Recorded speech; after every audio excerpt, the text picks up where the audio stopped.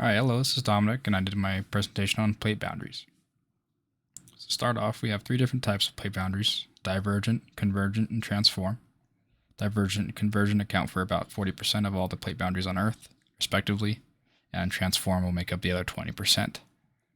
And here's a map kind of showing the general position of where each boundary type is located and the respective plates in which they are aligned with. So first we'll talk about divergent plates. Diverging is defined as when two plates are moving apart, which results in the upwelling of hot material from the mantle, creating new sea floor. Easier terms, it just means that as the plates move away from each other, it produces long, narrow fractures in the ocean crust. Hot rock from the mantle will then move upward and fill any voids left as the crust is being ripped apart. Most of these are located along crests of oceanic ridges, where the new ocean floor is generated. Most commonly, these can be referred to as constructive plate margins and spreading centers. Constructive plate margin comes from the fact that it is generating new seafloor, and spreading center just means it starts at a point where the two plates met and spreads away from that center. There's the potential for these types of plate boundaries to develop both within the ocean and in a continent, and they are responsible for the formation of oceanic ridges, seafloor spreading, and continental rifting. So here I have a couple examples.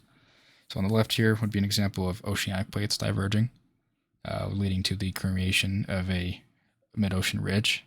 The mid-ocean ridge, again, is formulated by the hot rock from the mantle flowing upwards through this rift valley, which creates the underwater mountain range.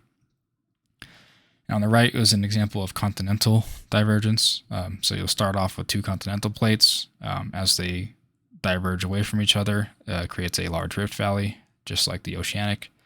This rift valley then gets filled with seawater or ocean water, depending on the location. And over time, as it just continuously diverges, it'll just get larger and larger, creating a sea, or with Pangea, it creates the oceans and how the continents will eventually align.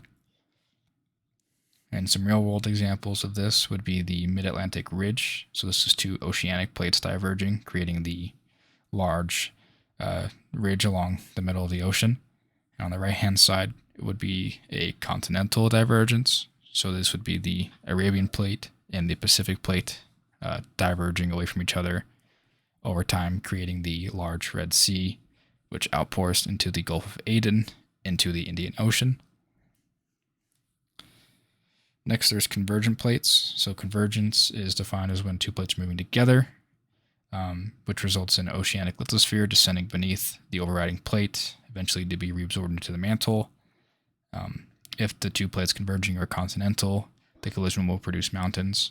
Scenarios will include oceanic to continental, oceanic to oceanic, and continental to continental convergence.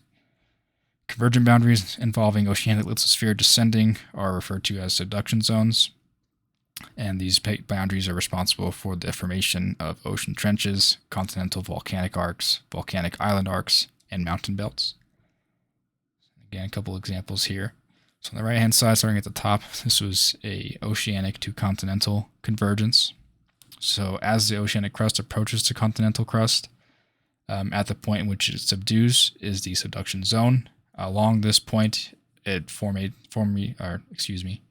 creates the large trench, much like the Mariana Trench and a few others.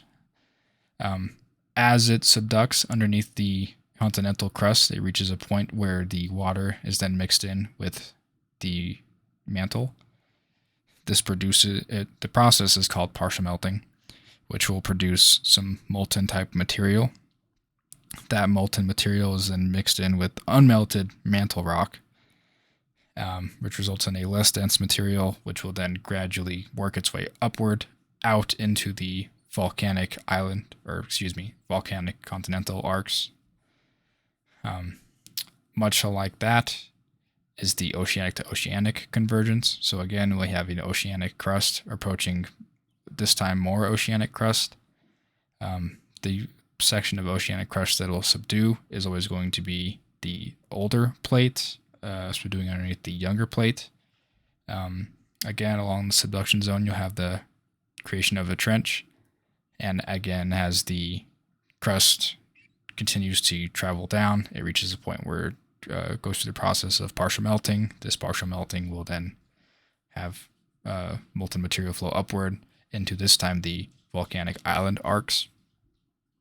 And on the bottom right here, we have the continental to continental description. So whereas oceanic crust is less dense than continental crust, as for why it will subdue, continental crusts like to resist each other. So neither will give, and much like rams butting heads, they'll just smash each other, kind of fold over the top of each other, and this creates a large spike upward, producing mountain ranges and things like that.